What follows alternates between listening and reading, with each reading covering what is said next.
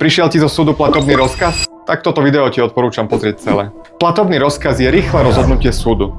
Súd pritom vychádza z tvrdení žalobcu. A ak on tvrdí, že mu dlžíš peniaze a doloží k tomu všetky potrebné papiere, tak súd vydá platobný rozkaz. To ale ešte neznamená, že má pravdu. Ak do 15 dní od doručenia nezaplatíš alebo nepodáš odpor, platobný rozkaz sa stane právoplatným a vykonateľným. Je to ako keby si spor prehral bez boja. Jediná správna reakcia sa volá odpor.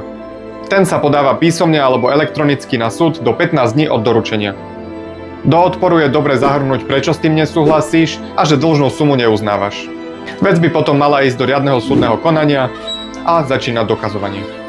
Ak po platobnom rozkaze mlčíš, súd to berie tak, že s ním súhlasíš. A presne preto sa treba ozvať. Toto video má len informačný charakter a nenahrádza právne poradenstvo, takže na napísanie odporu určite využij pomoc advokáta. Nezabudni ma sledovať a vidíme sa v ďalšom videu.